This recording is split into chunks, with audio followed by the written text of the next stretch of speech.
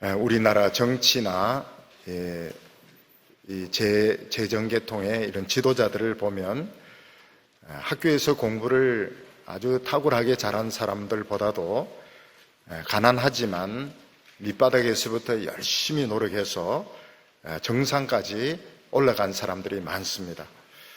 이런 분들은 교과서적으로 지식을 달달 외우고 많은 것을 암기하고 이런 것은 아니지만 그 어려운 현실을 볼 수 있는 통찰력을 가지고 위기를 많이 극복한 것을 볼 수 있습니다. 현대그룹을 만들었던 이 정주영 회장님은 학력이 소학교밖에 나오지 못했습니다. 아버지가 집에서 농사나 지어라 이렇게 말씀하시니까 그 농사 짓는 소를 팔아가지고 돈을 가지고 도망을 쳐서 장사를 시작을 했습니다. 이분은 이 현대그룹이라는 세계적인 그런 그룹을 만들게 되었는데, 아산만을 개발할 때 조류가 너무 심해서 아무리 흙과 돌을 부어도 다 떠내려가서 방파제가 만들어지지 않았습니다. 이분은 독창적인 아이디어를 내서 큰 유조선을 침몰시켜서 조류를 막고 방파제를 만드는 데 성공을 하게 됩니다. 미국의 애플사를 만든 스티브 잡스도 입양된 아이로서 성격이 너무 괴팍해서 학교를 적응할 수가 없었습니다. 그런데 그는 컴퓨터를 만드는 데 있어서는 누구도 따라올 수 없는 비상한 재능을 가지고 있었습니다. 그는 결국 양아버지의 그 그라지, 그 차고를 빌려가지고 거기서부터 이 애플사를 시작하게 되는데, 책상 위에 있는 그 데스크탑을 손바닥 위에 있는 그 아이패드로 바꾸는 데 성공을 하게 됩니다. 여기 들어가는 기술이 엄청 많습니다. 자판으로 두들긴 것을 화면에 나타나게 한다든지, 이걸 돌려도 이게 그 글자가 세워지는 거라든지, 아니면 그 안에 있는 뭐 이런 아이콘을 만든다든지 굉장히 많은 기술들을 결국 이 사람은 그 하는데 성공을 하게 되고, 지금은 세계 어느 곳에 가더라도 뭐 젊은이 노인 할 것 없이 다 스마트폰을 가지고 무슨 정보를 주고받는 것을 볼 수 있습니다. 루즈벨트 대통령은 장애인이었습니다. 그가 대통령이 되었을 때 미국은 대공황을 겪고 있었고, 2차 대전이 터지면서 미국은 아시아와 유럽 양쪽에서 전쟁을 하게 됩니다. 루즈벨트 대통령이 얼마나 대단한가 하면 경제공황도 극복하고 양쪽 전쟁을 다 이깁니다. 일본도 이기고 독일도 이기고 양쪽 전쟁을 다 이기는 승리를 거두게 됩니다. 루즈벨트 대통령이 그 한창 미국이 경제공황으로 어려움을 겪을 때 영국의 이제 케인즈라는 학자를 만나게 됩니다. 이 케인즈는 정부가 경제공황 때 지출을 늘려가지고 소비를 활성화시켜야 된다, 이런 주장을 하는 사람이었습니다. 그래서 미국의 대통령과 영국의 경제학자가 만나니까 전 세계에서 관심을 많이 가졌습니다. 이 최고의 학자와 최고의 대통령이 만나서 무슨 이야기를 할까? 만나고 나서 서로가 불평이 굉장히 심했습니다. 루즈벨트 대통령은 뭐라면 저 사람이 무슨 소리 하는지 나 한마디도 못 알아듣겠다 그러고, 또 케인즈는 케인즈대로 저 대통령은 엉뚱한 소리만 하더라 하면서 서로가 불평이 많았습니다. 그런데 루즈벨트는 그 일이 있고 난 뒤에 후보댐 공사하면서 정부 지출을 늘리게 되는데, 결국은 이 경제 공황을 극복을 하게 됩니다. 우리나라에 보면 이 경제 문제를 보통 사람들이 보면 잘 풀 수 있을 것 같은데 사실은 잘 풀리지 않습니다. 우리나라가 가지고 있는 그 잠재력, 젊은이라는 이 잠재력, 또 기술력, 재벌력, 이걸 가지면 풀릴 수 있을 것 같은데 경제가 잘 풀리지가 않습니다. 왜 그런가 하면 나라 경제라고 하는 것은 책 달달달달 외워가지고 행정고시 합격하고 또 외국에 유학 갔다 와서 박사학위를 받고 이런다고 해서 풀릴 수 있는 것이 아니고, 통찰력을 가져야 되는데 그 통찰력 가지기가 굉장히 어려운 것입니다. 옛날 요셉이 살던 때에 아주 큰 흉년이 준비되고 있었습니다. 하나님께서는 그 큰 흉년에 대비해서 요셉을 엄청나게 훈련시켜 주셨습니다. 하나님 요셉을 하버드에 보내고 옥스포드에 보내어서 회계학, 경제학을 공부하게 한 것이 아니고 노예로 밑바닥에서부터 노예 경제부터 배우게 하시고 감옥에서부터 회계학을 배우게 하십니다. 요셉은 거기서 인생 밑바닥에서 하나님의 뜻을 이해하는 그 능력을 가지게 되는데 그걸 아무도 인정을 해주지 않습니다. 그런데 어느 날 바로가 꾼 꿈을 명쾌하게 해석했을 때 바로는 그 감옥에 있는 노예를 바로 총리로 임명을 하게 됩니다.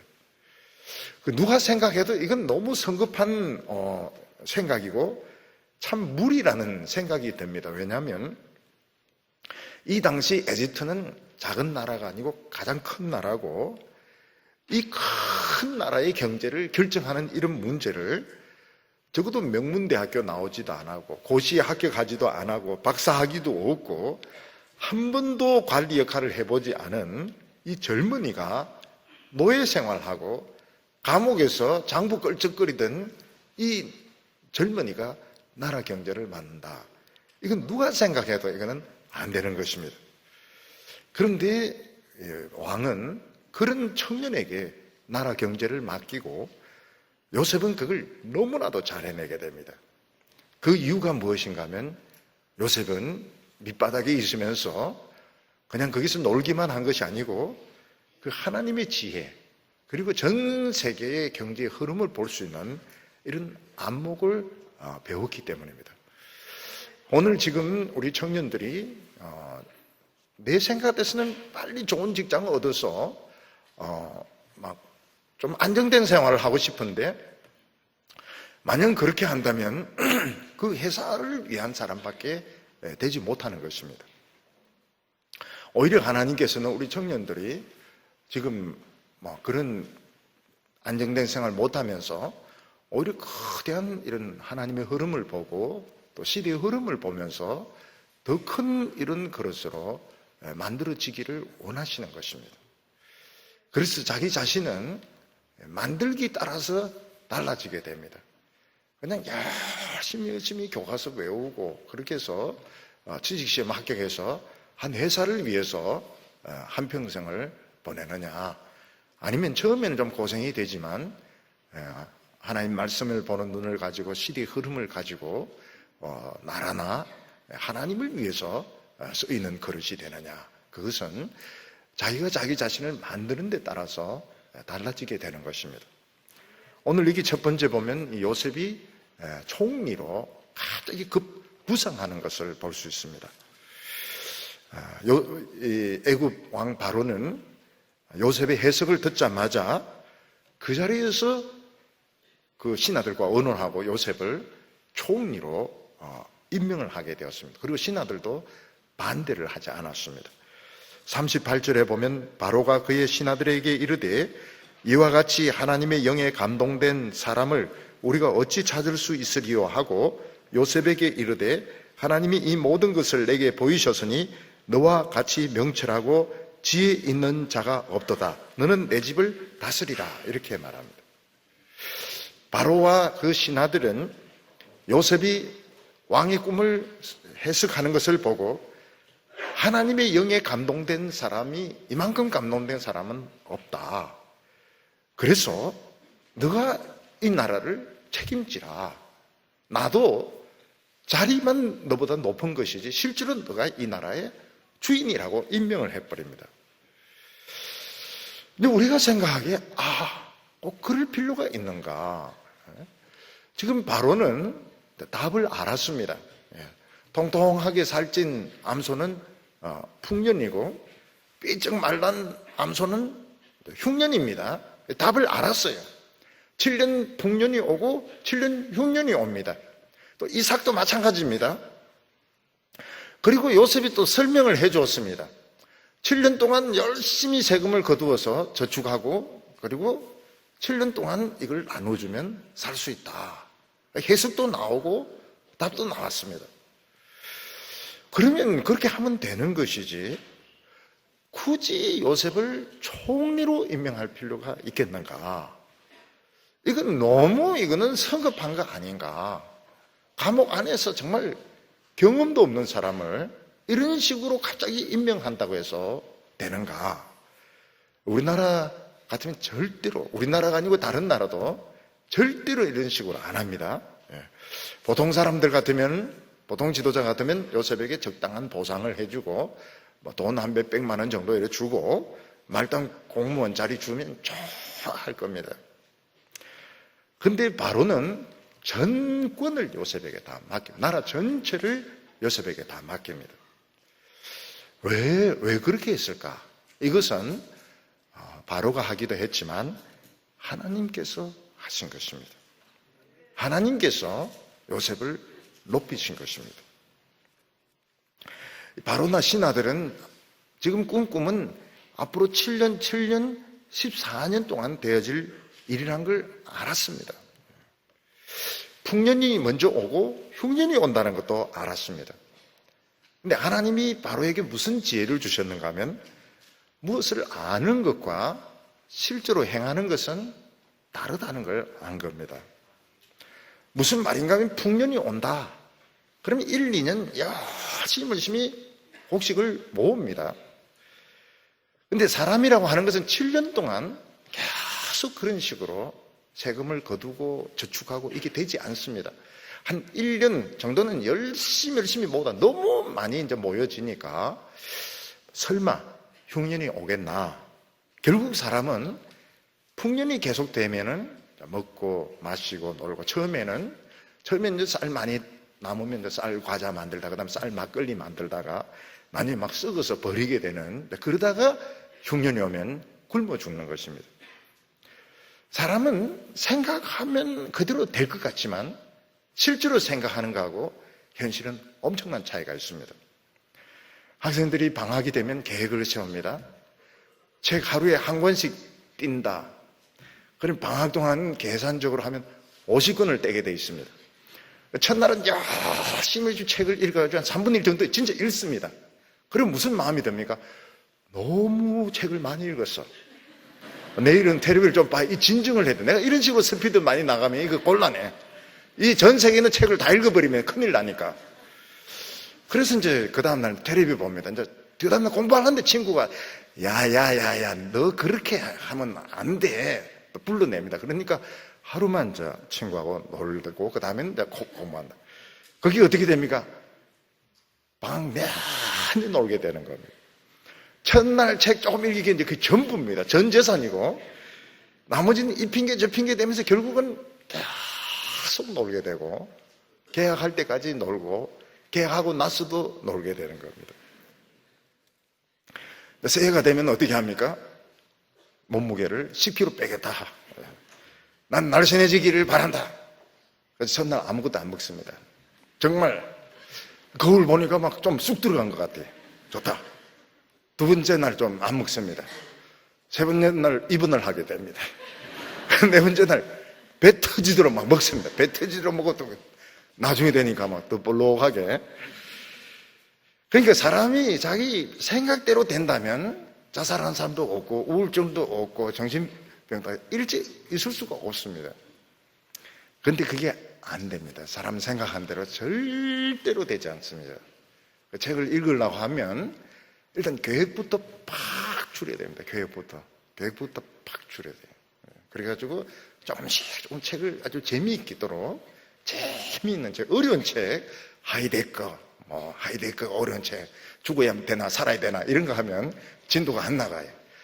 살 빼겠다 이렇게 하면 안 됩니다. 살 빼겠다 이렇게 하면 안 되고 즐겁게 뭐 운동을 하든지 뭐 이렇게 해서 빠지면 빠지고 말면 말고 이런 식으로 해야지 되는 것이지 뭐 처음부터 10kg 빼겠다 이렇게 성공한 사람 한 명도 없어요. 없습니다. 성공한 사람 봤는데 그 다음 달에 보세요. 달라져 있습니다. 그러니까 이 바로가 굉장히 머리가 좋은 바로인 겁니다. 처음에 풍년 오면 열심히 전략합니다. 1년 정도는 전략할 겁니다. 그 다음부터는 이제 마음이 해이해져가지고 막걸리 만들어 먹고 그 다음에 막 강에 버리고 그 다음에 막 개들인 듯 나눠주고 결국은 이거 실패하는 겁니다. 다 굶어 죽는 겁니다. 나라 정책이 실패하는 것은 계획이 나빠서 실패하는 게 아니고 사람이 나빠서 그런 겁니다. 사람이 준비가 안 돼서 실패하는 것입니다. 바로는 이 꿈은 신이 주는 도전이다. 신이 나에게 이런 도전을 주었고 해답을 주었다면 나의 바른 자세는 무엇인가? 내 모든 주도권을 넘겨줘야 된다고 생각한 겁니다. 그래서 신의 지혜를 가진 요셉에게 나라의 모든 주도권을 다 넘겨주고 자기는 그 지시를 따르는 이런 위치로 내려가게 됩니다. 의사가 건강 진찰해보고 건강에 이상이 있다 이럴 때 의사의 그 말을 이제 참고로 하고 노력하면 될까? 안 됩니다. 절대로 안 됩니다. 처음에는 좀 신경을 쓰지만은 결국은 술 마시고 돌아다니고 이러면서 결국은 건강에 악화가 되는 겁니다. 그래서 진단이 나오면 입원을 시킵니다. 강제로 입원을 시키고, 그리고 이제 먹는 거, 또 사람 만나는 거 다 통제를 하니까 결국 그 사람이 병이 치료가 되는 것이지, 의사의 말만 듣고 이제 집에서 자기가 알아서 한다. 알아서 절대로 되지가 않습니다. 결국은 이 환자는 의사의 그 주도권을 넘겨줄 수밖에 없습니다. 바로는 신이 나에게 질문을 던졌는데 그 답을 알고 있는 청년이 있다. 내가 신 앞에서 정직한 자세가 무엇이냐? 내 모든 인생, 내 모든 국가의 주도권을 넘겨주는 것이라고 판단을 했습니다. 그래서 바로는 그 자리에서 너는 이 나라를 다스리라. 애굽의 통치권을 다 넘겨주면 나도 너에게 복종하겠다. 내가 너보다 높은 것은 이 왕이라는 타이틀밖에 없다고 이야기합니다. 이게 뭔가 하면 하나님의 말씀을 제대로 들은 사람의 자세인 것입니다. 우리가 하나님의 말씀을 제대로 들었을 때 어떻게 해야 됩니까? 내 복잡한 계획, 내 복잡한 인생 계획, 성공을 향한 욕심들 다 내려놓아야 되고 이 말씀의 스케줄에 자기 자신을 맞춰야 됩니다. 그게 하나님의 말씀을 들은 자의 자세인 것입니다. 처음에는 그게 되겠나? 응? 그게 되겠나? 이 세상 모든 것은 준비를 해야 됩니다. 대학원 들어가려도 2년을 준비해야 되고, 한 2년 이상을 준비를 해야 되는데, 내가 그냥 하나님의 말씀의 스케줄을 맞춘다면, 내가 과연 성공할 수 있을까? 하나님께서는 인생의 문제가 그렇게 간단하지가 않다는 겁니다. 인생은 우리가 생각하는 것처럼 간단하지가 않고, 하나님의 그 지혜만이 풀 수 있기 때문에, 인생의 주도권을 하나님께 넘겨드려야 된다. 하나님께 인생의 주도권을 넘겨드리는 것이 무엇인가 하면 말씀의 스케줄을 맞추는 것, 그게 인생의 주도권을 넘겨드리고 말씀을 들은 자의 바른 자세라고 말하고 있습니다. 오늘 두 번째는 그렇게 하고 하나님은 요셉을 위로를 해 주셨습니다. 41절에 보면 바로가 또 요셉에게 이르되 내가 너로 애굽 온 땅의 총리가 되게 하노라 하고 자기 인장 반지를 빼어 요셉의 손에 끼우고 그에게 세마포 옷을 입히고 금사슬을 목에 걸고 자기에게 있는 버금수레에 그를 태우매 무리가 그의 앞에서 소리 지르기를 엎드리라 하더라. 바로가 그로 애굽 전국을 총리로 다스리게 하였더라. 이 당시 애굽은 세계 최고의 문명국이었고 거기에 있는 그 장관들 또 그런 사람들은 굉장히 그 귀족이고 공부를 많이 한 사람들이었습니다. 그런데 그런 나라를 지금 30대 초반이고 학벌도 없고 경륜도 없는 노예로 있던 젊은 사람이 총리가 되어서 다스린다 이러면 과연 그 장관들 거기 있는 관리들이 말을 듣느냐? 안 듣습니다. 일찍 듣지를 않아요. 우리나라도 대통령이 새로 바뀌어서 막 목에 핏대를 씌우면서 막 공무원을 닦아 세워도 공무원들이 움직여지지 않으면 결국 나라는 움직여지지 않습니다. 공무원들이 움직여줘야 되는데 공무원을 움직인 게 굉장히 어렵습니다. 공무원들이 의욕적으로 움직이지려면 이거는 굉장한 그 지혜가 필요한데 막 공무원들 막 욕을 하고 이러면 공무원이 안 움직여지면 결국은 나라가 안 움직여지는 겁니다. 여기 바로는 자기 그 반지를 요셉에게 끼워주면 반지가 왕의 도장입니다. 모든 결정권을 요셉에게 주면서 나라 팔아먹든 삶아먹든 너 알아서 해라. 결정권을 넘겨줘 버립니다.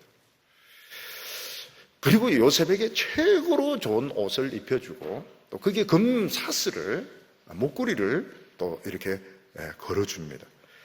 그리고 왕이 타는 차, 그 다음 차입니다. 왕이 타는 다음 차에 요셉을 실어서 프레이드를 하면서 엎드리라 엎드리라 이렇게 말합니다.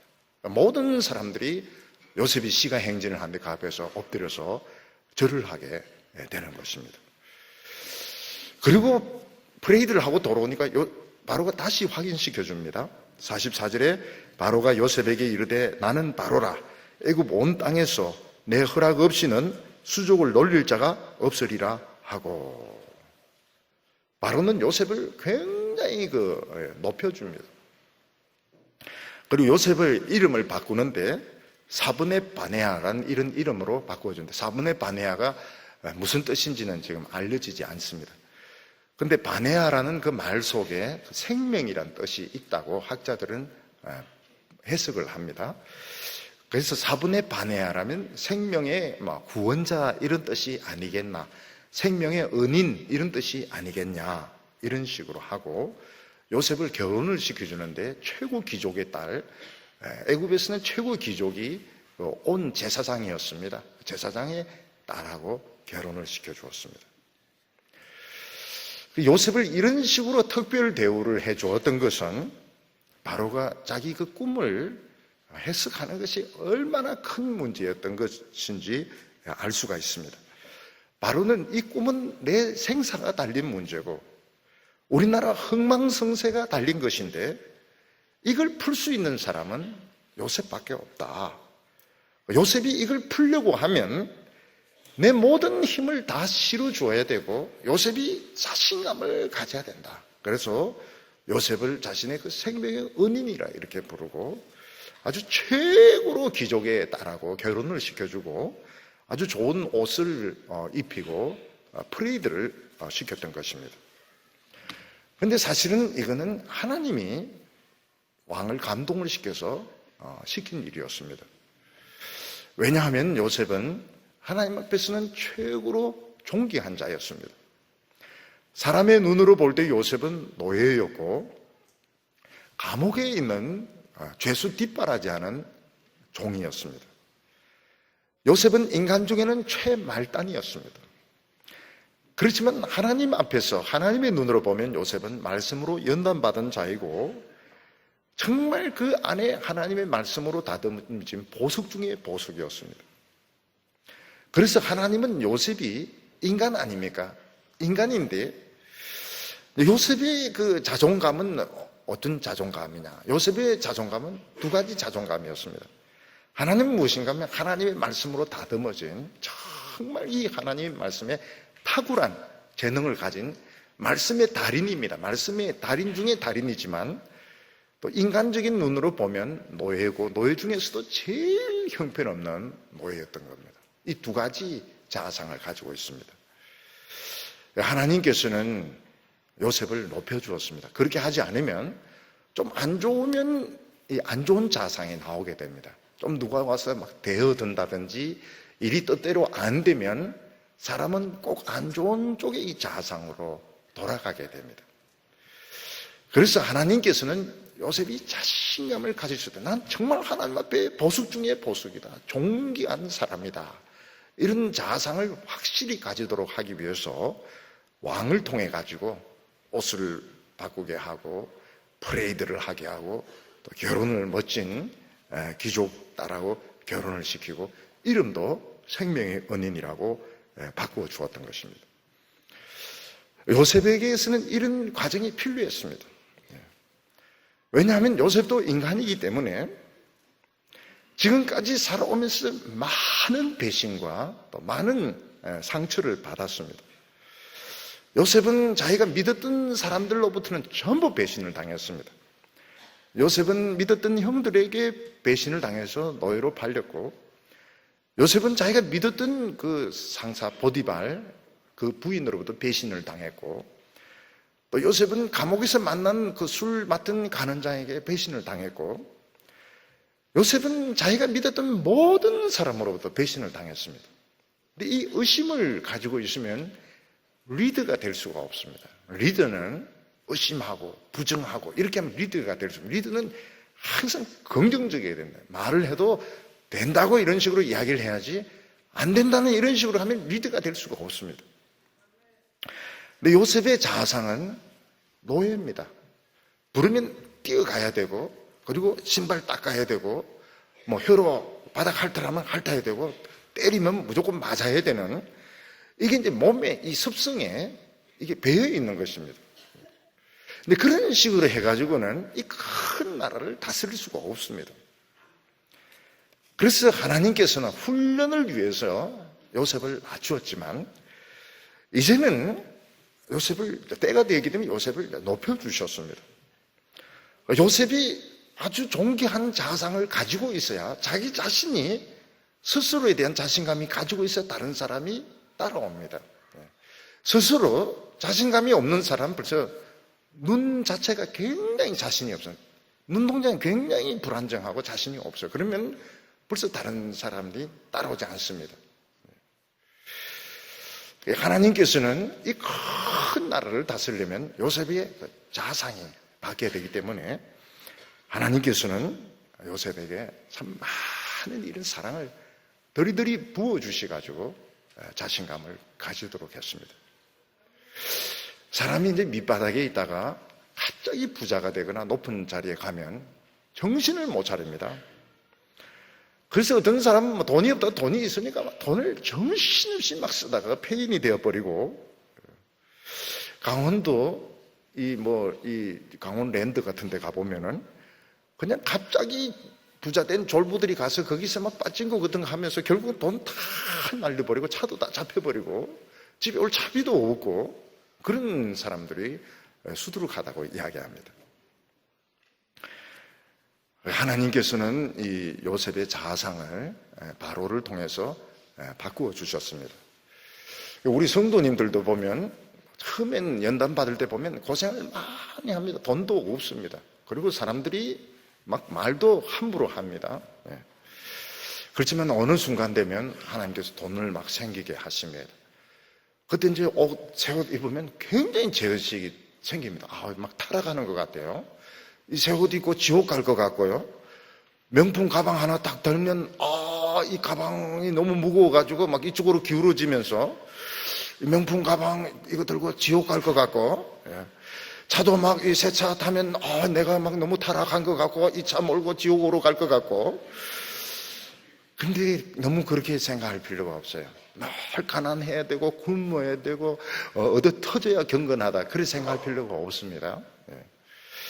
사도 바울도 나는 가난한데도 처하고 부한데도 처하고 나는 굶주릴 때도 있고 배부를 때도 있었다, 이렇게 이야기를 했는데 사실은 그게 별게 아닙니다. 별게 아닙니다. 처음 막 새 옷 한 번 사면 막 너무 돈 많이 쓴 것 같아서 막 회개하고 이러는데 그 다음부터는 막 그렇게 그것도 별로 재미가 없어요. 역시 교회 와서 막 예배드리기 더 재미가 있고요. 다른 것도 다 마찬가지입니다. 처음에 안 하다 하면 막 이게 너무너무 좋아가지고요. 비싼 음식 먹으면 이거 먹고 또 지옥 갈 것 같고 이런데 그것도 한번 먹어볼 필요가 있어요. 비싼 것도 한번 칼질 막 쓱쓱쓱쓱 이렇게 하면서 한번 먹어볼 필요가 있고, 옷도 한번 뭐 좋은 옷도 한번 사 입어볼 필요가 있고, 그렇게 한다 해서 막 타락하고 그렇지는 않아요. 그런데 좀 그런 과정은 좀 필요합니다. 그래서 정말 내가 사랑받고 있구나. 내가 지금까지는 막 업신여김을 당하고 다른 사람한테 주 터지고 발길질 당하고, 근데 이게 자아상이었다면 내가 지금 하나님 앞에서 참 정말 그 존귀한 사람으로 변했구나, 이걸 피부로 느낄 필요가 있습니다. 피부로 느낄 필요가 있어요. 그래서 누가 맛있는 거 사주면 그냥 다 먹었어요. 다 먹고. 또 옷도 주면 그냥 얻어 입어버리고, 그렇게 하면서 자상이 바뀔 필요가 있습니다.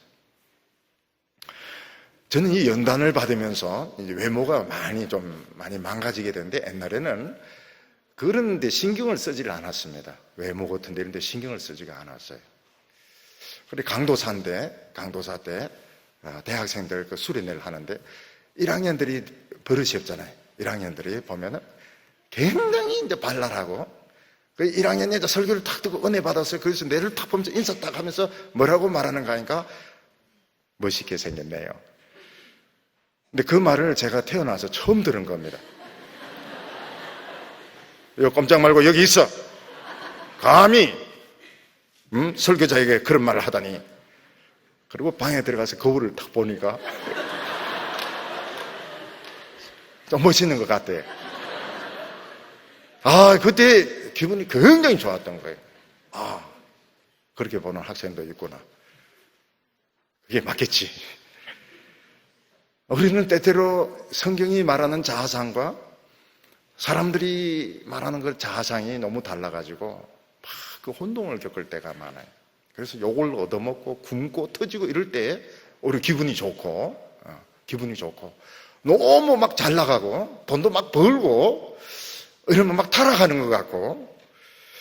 그런데 이제 우리가 두 세계를 다 경험해 볼 필요가 있습니다. 어려움도 한번 겪어봐야 되고, 그리고 또 하나님이 주시는 이런 축복도 한번 겪어보고, 그래서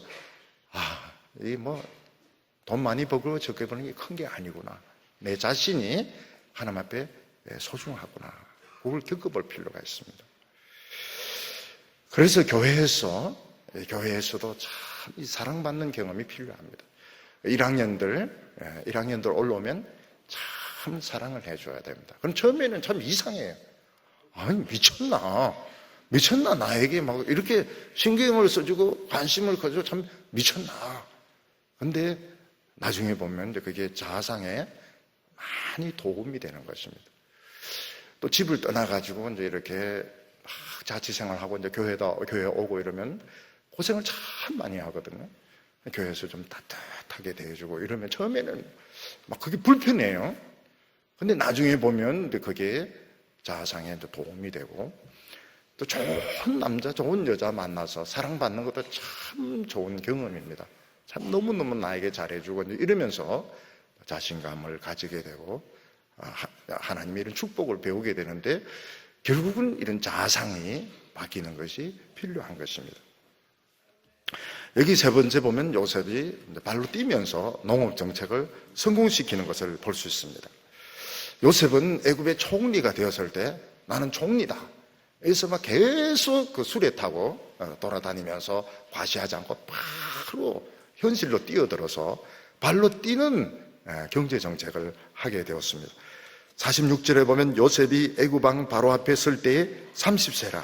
그가 바로 앞을 떠나 애굽 온 땅을 순찰하니 7해 풍년에 토지 소출이 심히 많은지라. 요셉이 몇 살에 노예로 왔는가 하면 17살에 노예로 왔습니다. 실컷 노예 생활하고 실컷 감옥에 들어가고, 그게 13년이었습니다.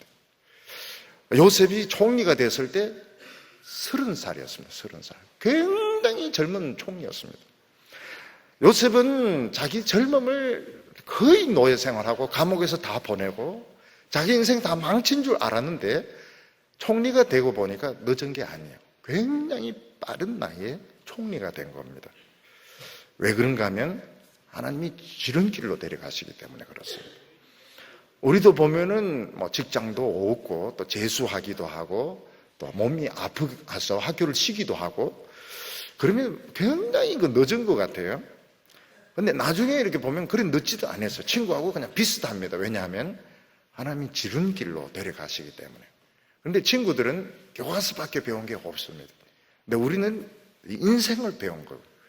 노하우를 가진 겁니다. 위기를 이길 수 있는 노하우를 배운 겁니다.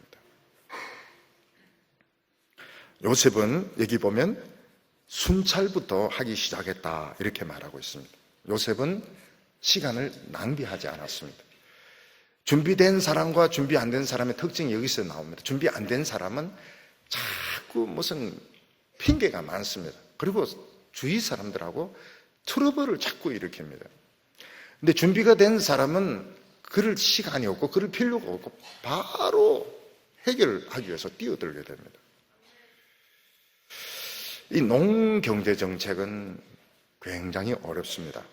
왜 어려운가 하면 생산하고 저장, 이게 조절이 자유롭지 않습니다. 공산품 같은 경우에는 시설을 늘리거나 줄임으로써 수요와 공급을 조절할 수 있습니다. 근데 농산품 같은 경우에는 일단 농사짓는 1년이지만 사실은 1년이 더 걸립니다. 왜냐하면 우리는 씨만 뿌리면 된다 하지만 그 농수로가 이 시간이 오래 걸립니다. 농수로. 그래서 지금 농촌도 마찬가지입니다. 농수로를 만들어야 농사가 되는데 그런 것까지 하려고 그러면 더 오래 걸리고, 그리고 곡식은 썩어버리기 때문에 이 저장이 어렵습니다. 또 이동하는데도 이게 수송도 쉽지가 않습니다. 그래서 농정책은 쉽지가 않습니다. 농부들이 배추값이 오를 거다. 그래서 배추를 막, 전국이 배추입니다. 근데 보니까 어떻습니까? 배추값이 폭락을 해가지고 농부들이 이제 배추를 갈아엎어 버립니다. 이게 이제 실패입니다. 공급에 실패한 겁니다. 어떤 때는 이 배추가 너무 많을 것이다. 그래서 배추를 적게 심습니다. 그때는 배추가 너무너무 비싸가지고 김치가 아니고 금치로 변하게 되는 겁니다. 어느 해는 정부에서 양파를 심으라고 합니다. 온 농촌이 양파, 이쪽에는 양파, 이쪽에는 담아내기, 양파 담아내기. 나중에 보면 팔리지 않아서 길에 막 쌓아놓고 썩습니다. 그게 이제 이 경제 정책이 어려운 겁니다. 근데 요셉은 거기서 이제 탁월한 지혜를 발휘하게 됩니다.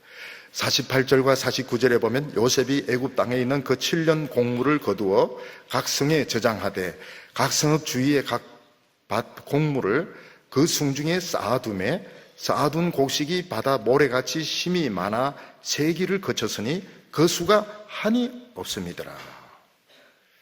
요셉은 한 곳에 곡식을 모으는 것은 수송하는 것이나 저장하는 것이나 보관하는 것이 다 어렵다는 것을 알았습니다. 그래서 요셉은 모든 성에서 곡식을 따로따로 저장을 하게 했습니다. 그러면은 수송도 쉽고 보관하는 것도 쉽고. 요셉은 어떻게 했습니까? 요셉은 시간 낭비를 하지 않아 집무실에 앉아서 자기 성공한 것에 도취되어 있거나 그동안 자기에게 고통을 주었던 보디발 불러서 막 복수하고, 보디발의 부인 불러서 복수하고, 감옥에 가가지고 간수장 막 복수하고 이렇게 하지 않았습니다. 요셉은 자기가 사는 목표를 알았습니다. 내가 사는 목표는 이 흉년 동안 사람을 먹여 살리는 것이다. 그래서 직접 순찰을 하면서 아주 현실성 있는 그런 정책을 펴기 시작했습니다. 하나님의 백성들의 특징이 뭡니까? 이론적이지 않고 아주 현실적인 것입니다. 하나님의 백성들이 이야기하는 건 굉장히 쉽습니다. 어려운 이야기를 하지 않습니다. 어려운 이야기를 하는 것은 학문적이라서 어려운 겁니다. 어려운 이야기 할 필요가 없습니다. 아주 내용이 쉽고 현실적입니다. 그리고 하나님의 백성들은 부지런해야 됩니다. 게으르고 이럴 시간이 없습니다. 부지런히 움직여야 되는 것입니다. 요셉이 이야기했던 대로 7년 풍년이 이제 지난, 곡식을 쌓을 데가 없어서 막 버려두고 썩어가고 이러는데 흉년이 이제 들면서 요셉의 말대로 정말 어려움이 생기기 시작했습니다. 54절과 55절 보면 요셉의 말과 같이 7해의 흉년이 들기 시작한 때 각국에는 기근이 있으나 애굽 온 땅에는 먹을 것이 있더니 애굽 온 땅이 굶주림에 백성이 바로에게 부르짖어 양식을 구하는지라. 바로가 애굽 모든 백성에게 이르되 요셉에게 가서 그가 너에게 이르는 대로 하라. 요셉의 가치는 풍년 동안 나타나지 않았습니다. 오히려 풍년 동안 사람들은 더 불평했습니다. 아니 젊은 총리가 지 것도 아닌 곡식을 가지고 너무 짜게 군다. 왜 내 물건을 내 마음대로 못 쓰느냐, 불평이 많았습니다. 그런데 풍년이 지나고 흉년이 오면서 요셉의 가치가 나타나기 시작했습니다. 전 세계적으로 흉년이 들면서 곡식이 싹 말라버립니다. 그리고 곡식이 있는 곳은 오직 애국밖에 없고 요셉이 창고를 지어서 저장한 고기만 양식이 있었습니다. 그러니까 사람들이 양식을 사러 왕에게 막 몰려가는데 왕이 어떻게 합니까? 난 모른다. 나는 양식에 대해서 모른다. 요셉인데 가서 물어라. 요셉에게 다 떠넘겨 버립니다. 요셉이 어떻게 합니까? 무상 배급을 하지 않습니다. 무상 배급하면 7년을 가지 못합니다. 사람들이 또 흥청망청 쓰기 때문에 절대로 7년을 못 갑니다. 그래서 요셉은 공짜로 주지 않고 전부 돈을 주고 사서 먹게 하면서 결국은 7년을 견디도록 하는 것입니다. 우리 청년들, 많은 청년들이 지금 원하는 게 빨리 어디 직장에 취직이 되어서 안정된 생활을 하고 싶지만, 그럼 결국 어떤 한 개인, 꼭 개인이라고 볼 수는 없죠. 한 기업을 위해서 인생을 쓰는 것밖에 안 됩니다. 오히려 하나님께서는 좀 젊은 시절, 지금 보기에는 참 아무것도 아닌 것 같지만 밑바닥에서 고생하면서 하나님의 이런 시각, 전체적인 지혜를 얻게 하시는 겁니다. 이게 꼭 필요합니다. 내가 이 귀한 한평생 살면서 어떤 한 기업체를 위해서 살 것인가, 아니면 하나님을 위해서, 다른 영혼을 위해서 살 것인가, 이것은 굉장히 중요한 문제입니다. 그리고 우리 성도들은 수시로 좀 자아상에, 좋은 자아상을 가질 필요가 있습니다. 어떤 때는 맛있는 것도 먹어볼 필요도 있고, 어떤 때는 좋은 옷도 입어볼 필요도 있고, 어떤 때는 비싼 차 또 뒤에 공짜로 타고 가볼 필요도 있습니다. 그러면서 나도 참 존귀한 자구나. 그래서 교회에서 내 생각과 좀 다르다고 해서 말을 이렇게 너무 함부로 하는 것은 이건 살인이 될 수 있습니다. 말을 절대로 함부로 해서는 안 됩니다. 당신은 사랑받기 위해서 태어난 사람. 그런 이야기를 몇 번 정도 들어야 되는가? 한 5만 번 정도 들어야 됩니다. 한 번, 두 번 들어가지고는 거의 실감이 나지 않아요.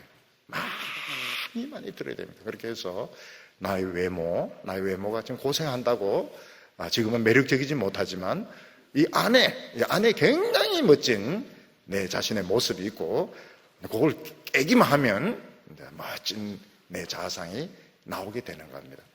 하나님의 백성들은 현실적이어야 됩니다.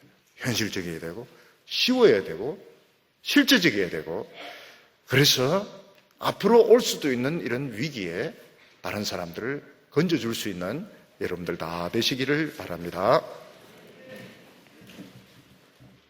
기도드리겠습니다. 거룩하신 하나님 아버지, 우리 많은 청년들 고난 가운데, 경제적인 어려움 가운데 하나님의 말씀 앞으로 불러주시니 감사합니다. 우리 하나님 앞에서 저희들이 멋있고 존귀하게 다듬어지게 하여 주시옵시고, 오늘 이 현실을 능히 이길 수 있는 지혜를 얻게 하여 주시옵소서. 하나님 아버지, 우리 청년들이 너무 비참해지지 않도록 하나님께서 붙들어 주시기를 원합니다. 올해 한 해 동안 하나님의 사랑을 많이 체험하게 하여 주시옵소서. 하나님께서 우리 청년들을 존귀하게 사용하여 주시옵소서. 예수님의 이름으로 기도하옵나이다.